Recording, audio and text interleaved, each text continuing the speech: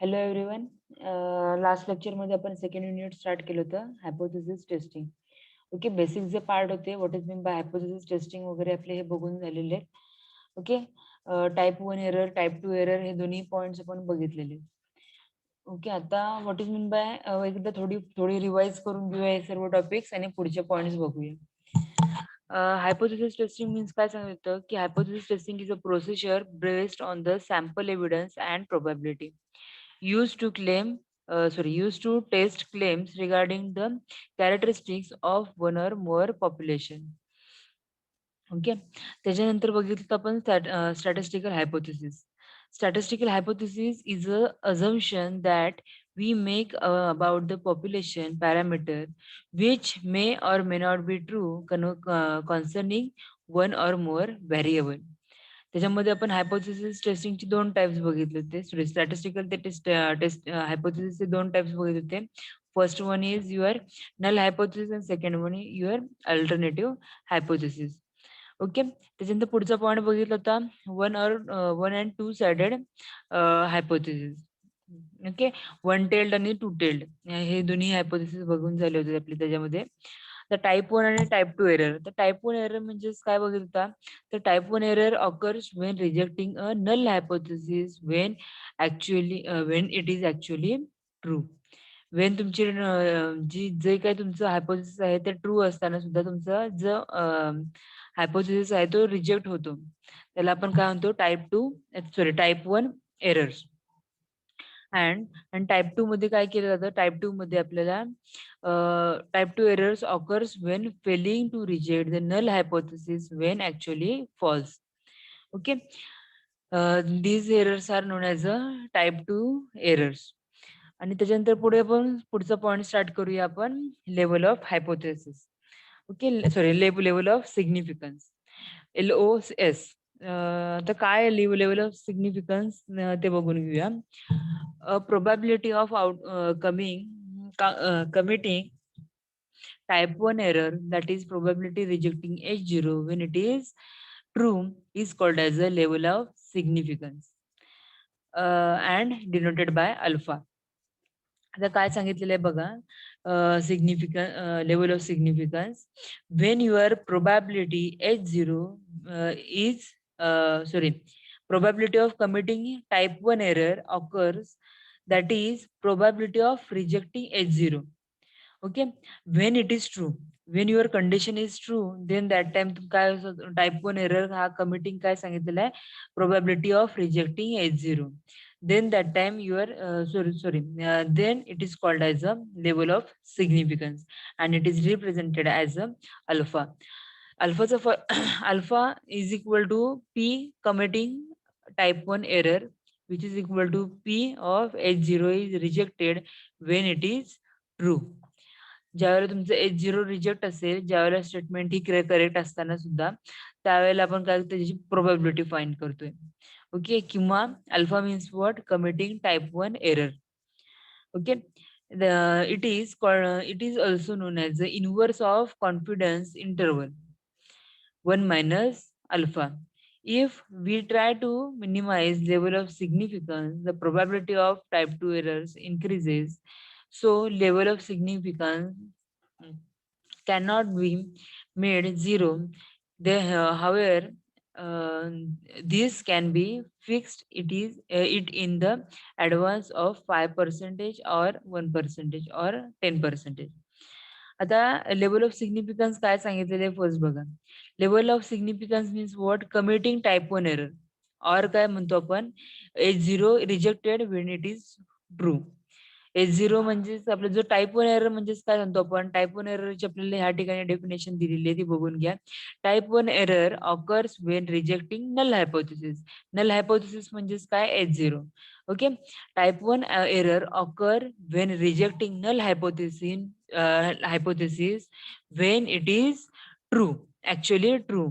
Means ज्यावेळेला तुमचं जे हायपोथेसिस जे आपण हे टेस्ट करतोय ते आपलं जर ट्रू असेल, देन अल्सो तुमचा नल हायपोथेसिस काय होतो, रिजेक्ट होऊन जातो. राईट. तर लेवल ऑफ सिग्निफिकन्स मीन्स काय सांगितलेलं आहे आपल्याला, level of significance means probability of rejecting H0. Probability of rejecting H0 means your null hypothesis. आणि नल हायपोथेसिस रिजेक्ट ज्या वेळेला ट्रू असेल असून सुद्धा रिजेक्ट होतो तोच म्हणजेच काय असतो तुमचा टाइप 1 एरर असतो. म्हणजेच अल्फा काय सांगितलेलं आहे की probability of committing type 1 error. Otherwise second काय सांगितलेलं आहे probability of rejecting H0 when it is true. म्हणजे तुमचा नल हायपोथेसिस रिजेक्ट होणार कधी when your statement is true त्यावेळेला. तर आपल्याला लेव्हल ऑफ सिग्निफिकन्स काय सांगितलेलं आहे की आपल्याला लेव्हल ऑफ सिग्निफिकन्स म्हणजे आपल्याला टाइप 1 एररच फाइंड करतोय पण तिचं आपण काय करतोय प्रोबॅबिलिटी फाइंड करतोय. Probability of committing type 1 error. त्याची प्रोबॅबिलिटी मीन्स काय असणार आहे level of significance. Okay. It is also known as a inverse of confidence interval 1 minus alpha. If we try to minimize level of significance, the probability of error is increased. So level of significance can made zero. However, this can be fixed in advance as 5% or 1% or 10%. Okay. पुढचा point दिलेला आहे power of test. The probability of rejecting false hypothesis called as a power of test, it is denoted by 1 minus beta.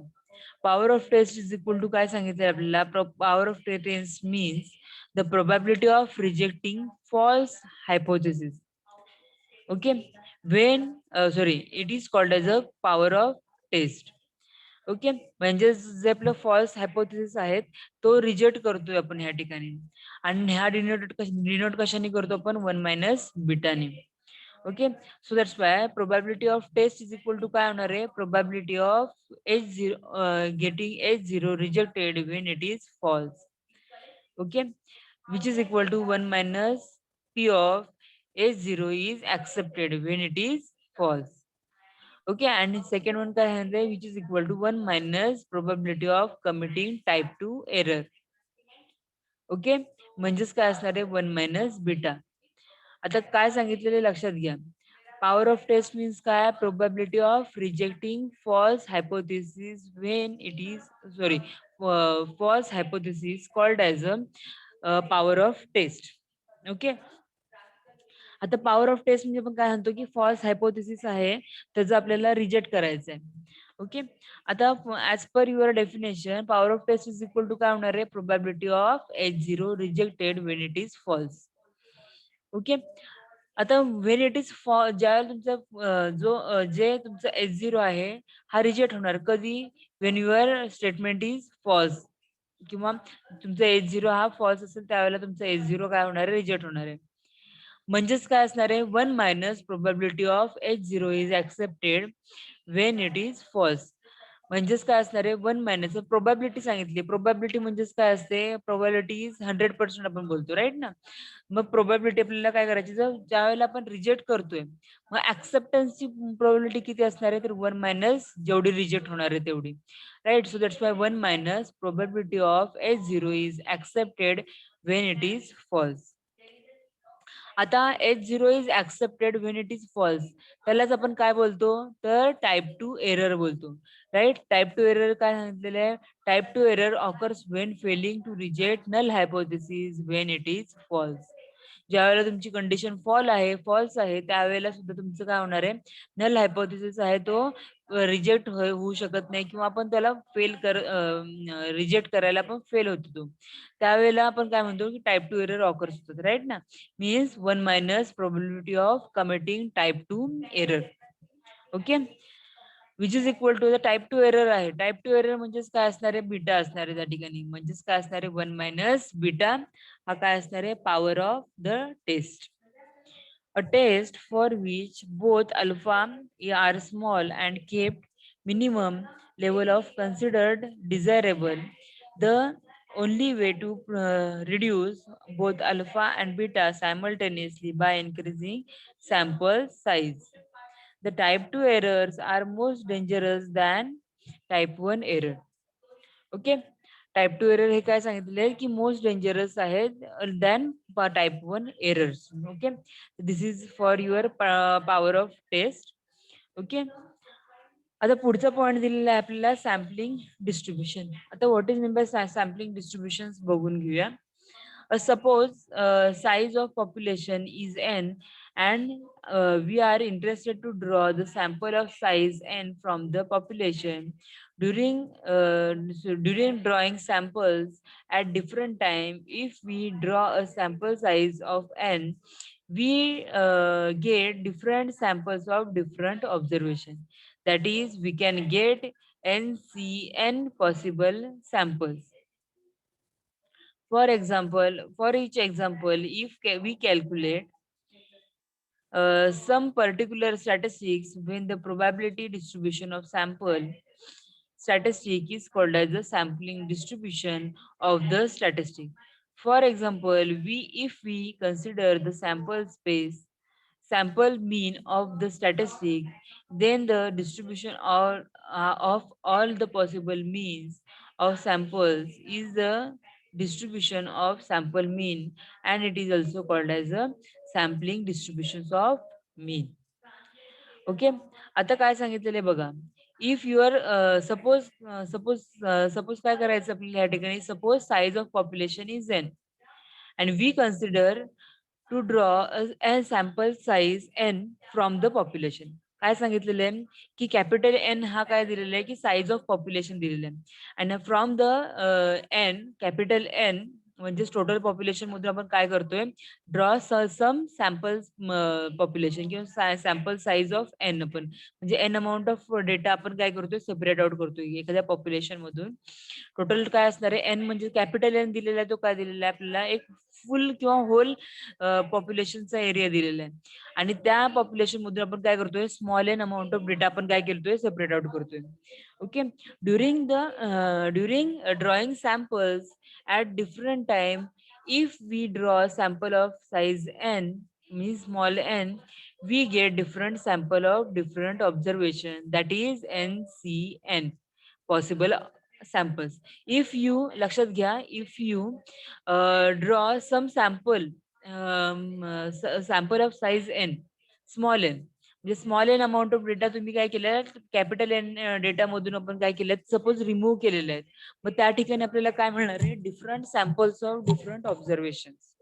Okay. म्हणजेच त्या ठिकाणी आपल्याला काय करावं लागणार आहे, NCN म्हणजेच हा जो फॉर्म्युला दिलेला आहे कम्प्युटेशनचा, NCN पॉसिबल आपल्याला काय मिळणार आहे, सॅम्पल्स इथे मिळणार आहेत. म्हणजे डिफरंट काइंडचे आपल्याला किती पॉसिबल आउटकम्स मिळतील ते ह्या ठिकाणी आपल्याला किंवा ह्या फॉर्म्युल्यानुसार आपल्याला मिळणार आहेत. NCN. एन म्हणजे ह्या ठिकाणी जो अप्पर असतो, अप्पर बाउंड जो दिलेला आहे तो काय असतो तुमचा, होल पॉप्युलेशन. लोअर बाउंड जो दिलेला आहे स्मॉल एन, तो काय असणार आहे की some amount of data will be removed from the total number of population मधून. म्हणजे स्मॉल एन हा काय, small N amount of data हा रिमूव्ह केलेला आहे कॅपिटल एन मधून. For each sample, if we calculate some particular statistic, then probability distribution sample statistic is called as the sampling distribution. Okay. आता काय सांगितलेलं आहे, if we calculate some particular statistic, then the probability distribution of sample statistic is called as a sampling statistic. Okay. Sorry, sampling distributions of the statistic. Okay. तर हा आपल्याला जो part दिलेला आहे सॅम्पलिंग डिस्ट्रीब्युशनचा दिलेला आहे. ओके. आता ह्या ठिकाणी आपल्याला एक एक्झाम्पल दिले. For example, if we consider sample mean, एखाद्या वेळेस आपण जर कन्सिडर करून घेऊया की सॅम्पल मीन हे आपलं एक्झाम्पल घेऊया, sample mean is as a statistic. Statistics मध्ये आपण काय करतो, सॅम्पल मीन आपण फाइंड करतो. Then the distribution of all the possible means of the samples are distribution of the sample mean. Okay. And it is called as a sampling distribution of mean. यालाच आपण काय म्हणतो, sampling distribution of मीन असं म्हणतो. Okay. This is for your sampling distribution. पुढचा point दिलेला आहे standard error.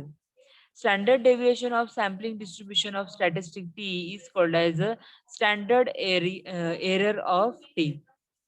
That is S dot E in bracket T is equal to square root of variance of T. Means standard deviation म्हणजेच काय सांगितलेलं आहे, standard deviation of sampling distribution of the statistic T is called as a standard error of t. Standard error SE of t is equal to formula काय दिला आहे square root of variance of t. Example दिलेलं आहे या ठिकाणी आपल्याला if statistic is a sample mean T is equal to काय दिलेलं आहे एक्स बार दिलेलं आहे. Standard error of T is equal to sigma of sigma divided by square root of n, where your sigma square is a population variance. Okay, if p is a sample proportion, then the SE of p is equal to square root of pq divided by n, where p is equal to काय दिलेलं आहे population proportion and q is equal to 1 minus p. The two samples are drawn of the size n1 and n2 from the first population with variance of sigma 1 square, and the second population of which variance sigma 2 square. Sample statistic for different mean is t is equal to x1 bar minus x2 bar. Then SE of t means standard error of t is equal to square root of sigma 1 square divided by n1 plus sigma 2 square upon n2. Okay, this is for your standard error. Any examples are given to us. पुढे point दिलेला आहे test statistic. Test statistic means what? The test statistic is a function of sample observations defined as a difference between sample statistic value and the hypothetical value divided by standard error of the statistic. That is, test statistics Z is equal to T minus E of T divided by SU of T. Okay. What is the critical region and the p-value approach in the testing hypothesis? Okay. आता critical region means काय आणि आणि P value approach जे आहे तुमच्या testing हायपोथेसिसचे ते first बघून घेऊया. ओके. आता ह्या ठिकाणी आपल्याला एक डायग्राम दिलेली आहे, एक कर्व दिलेला आहे. त्या कर्व मधला हा जो मधला पार्ट आहे तो काय दिलेला आहे नॉन रिजेक्शन रिजन दिलेला आहे. ओके. क्रिटिकल व्हॅल्यू पासूनचा जो पुढचा जो पार्ट आहे तो काय दिलेला आहे तर रिजेक्शन एरिया दिलेला आहे. या लेफ्ट राईट साईडला सुद्धा क्रिटिकल व्हॅल्यूच्या फर्दर पुढचा भाग आहे तो काय आहे तुमचा rejection area.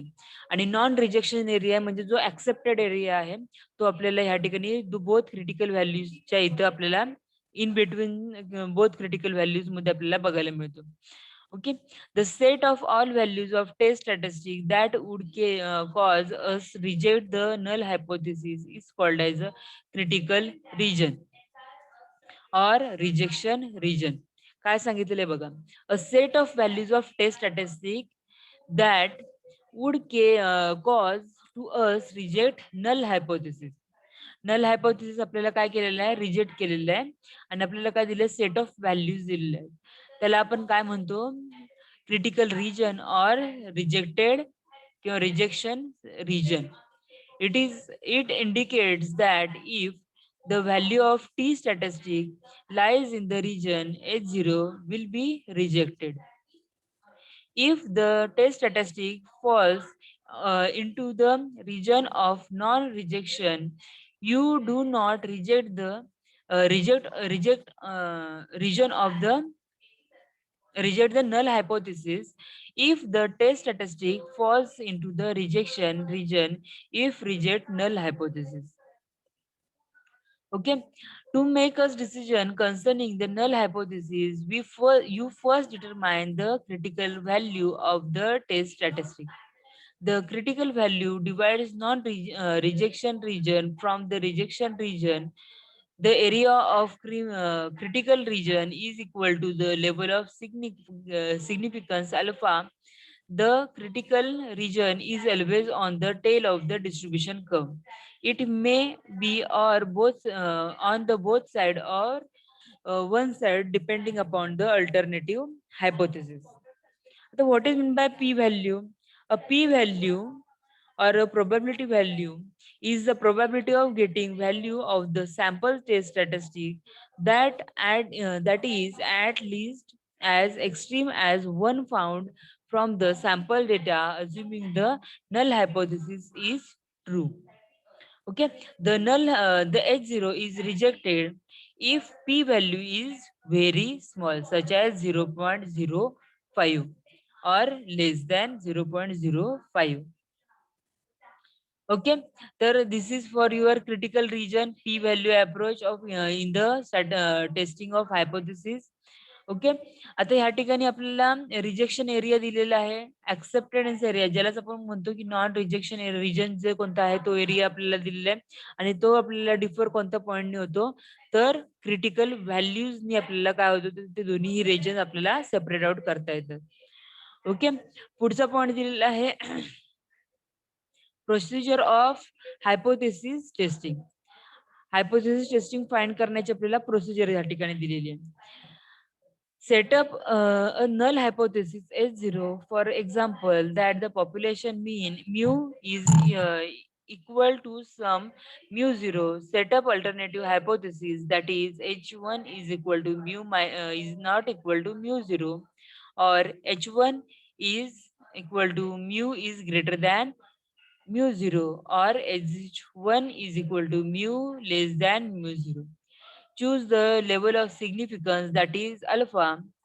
Select appropriate test statistic. Test statistics is equal to T minus E of T divided by SE of T. Select random samples and compute the test statistic. Use either critical region approach or p-value approach. For the critical region approach, calculate the tabulated values of Z at alpha percentage LOS is that is Z of alpha. For p-value approach, calculate the p-value of the test statistic.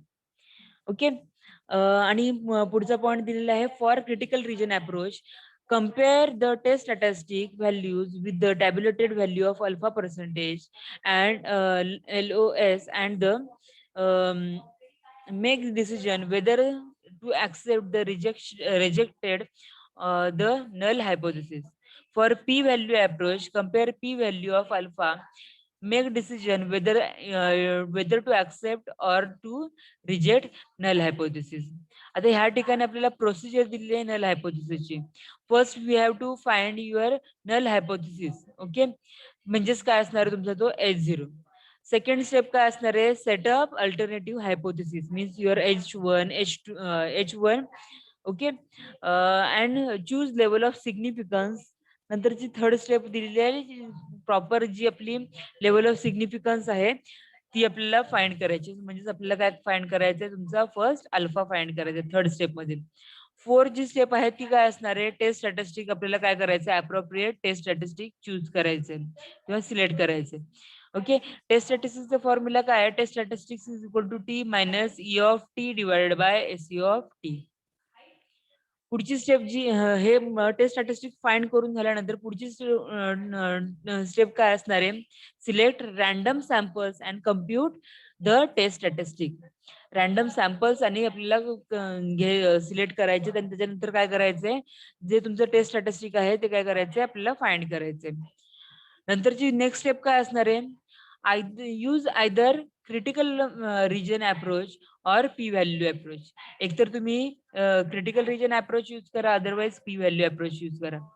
Okay, आणि next step काय असणार आहे for the जर तुमचा critical region असेल तर त्यावेळेला आपण काय करणार आहात compare your test statistic values with the tabulated value at alpha percentage and make decision whether to accept or reject null hypothesis. Okay, आणि जर पी व्हॅल्यू जर असेल किंवा पी व्हॅल्यू जर आपण सिलेक्ट केलेली असेल तर calculate P value test statistic and next step is to find compare p value of alpha and make decision whether accept or the reject the null hypothesis. Whether to accept your null hypothesis or reject to null hypothesis, this will be make a decision here. Okay, these are the 7 steps. पुढे दिलेले आहे there are different testing hypothesis procedure in variety of situations. The criteria that they distinguish between the procedures are first one दिलेला आहे the statistic is used to summarize the samples. This in turns depends on the hypothesis to be tested. Okay, second जो दिलेला आहे तो काय दिलेला आहे, the size of the sample. C दिलेलं आहे knowledge about the population before sampling is done. Okay, म्हणजे सॅम्पलिंग डन व्हायच्या आधी आपल्याला काय करावं लागेल की नॉलेज अबाउट द पॉप्युलेशन आपल्याला फर्स्ट अंडरस्टँड करून घ्यावं लागेल. आणि नंतर आपली जी फोर्थ स्टेप असणार आहे ती काय असणार आहे, the number of population sampled. आणि फिफ्थ वन असणार आहे the number of variable observed. Okay, these are the actually procedures to find hypothesis testing. तर ह्या आपल्याला प्रोसिजर्स दिलेत. हे सर्व पॉइंट्स कळालेले आहेत का? पुढचा पॉइंट आहे तो आपण नेक्स्ट लेक्चरला स्टार्ट करूया. पण आजचे हे जे 3-4 पॉइंट्स बघितले ते कळालेत का, ते मला पटकन रिप्लाय द्या. हो मॅडम. ओके, काही क्वेश्चन आहे त्याच्याबद्दल? रिदा, सफा, जिशन, पौर्णिमा, नो पटापट. Madam. No. Okay, Rida. Yes madam. हा, कळालंय क्वेश्चन? हो madam. Okay, Safa. Yes ma'am. काही क्वेरी आहे? नाही. ओके, जिशन.